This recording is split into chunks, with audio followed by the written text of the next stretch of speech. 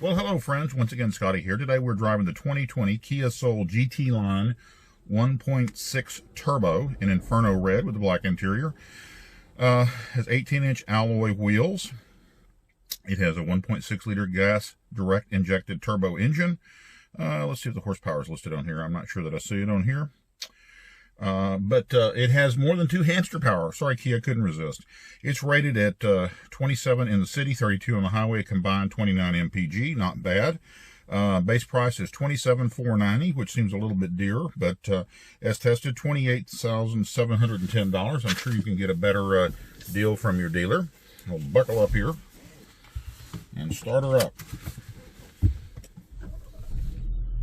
And the heads-up display here, it does come out of the dash. I don't know if you can see the little Kia logo on it right now. I guess because we already had the thing running and I was sitting here in it, it stayed up. But anyway, well, let's go for a drive and I'll tell you about the Kia.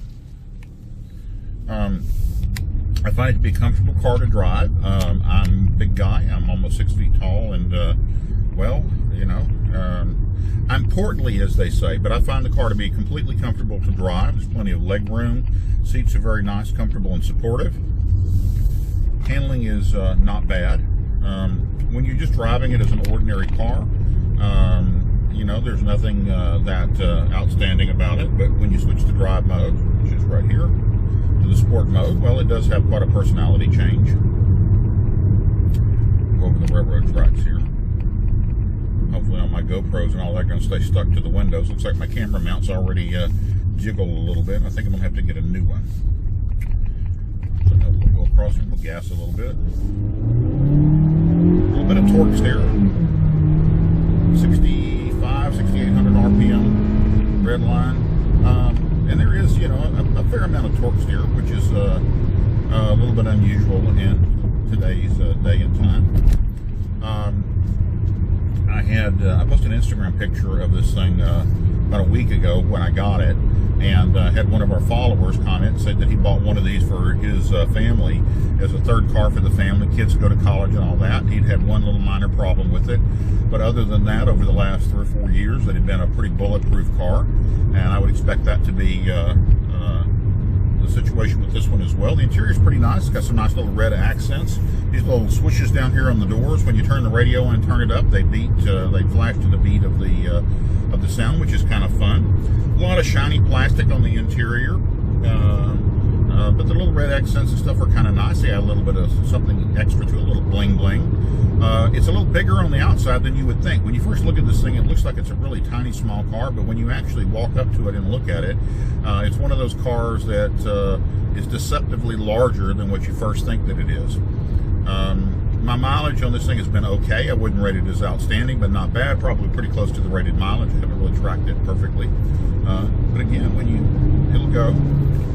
Also, one of the things that I really like about it is the transmission. I'm going to slow down here a little bit. I'm going to downshift a couple times.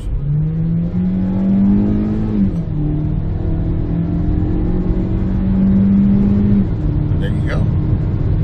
Not bad at all.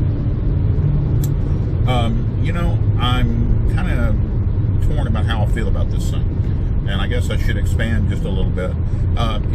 You know, it's nice to drive. It's reasonably fun, but there's nothing about it that really stands out to me that I'll remember. Probably the most memorable thing about this car will be the little lighted things on the door panels that flash to the beat of the music, which is kind of cool. In terms of the driving and performance, it's not bad. I mean, there's nothing wrong with it, nothing to really criticize, other than there's just nothing that I would term to be extremely memorable about it. Now, how would I rate this thing? Well, I guess if you're looking for a good, competent third car and you don't want to spend a lot of money, this would be a good car for your consideration. Don't know whether I'd opt for the extra expense of the turbo. I guess that's just kind of a personal consideration. But if I was going to buy this thing, probably the way I would look at it is a third family car, something for my kids to drive to college or something like that. In fact, I did buy a similar car for my daughter that we're 4 years in. It's not a Kia, it's a Brand X, but it's a very similar car that would compete with this.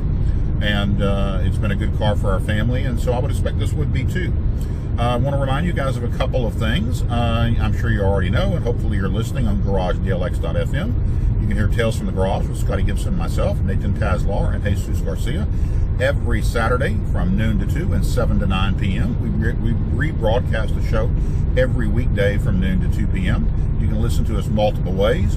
You can go to garagedlx.fm, which is the simplest way. We're also on the Live 365 platform.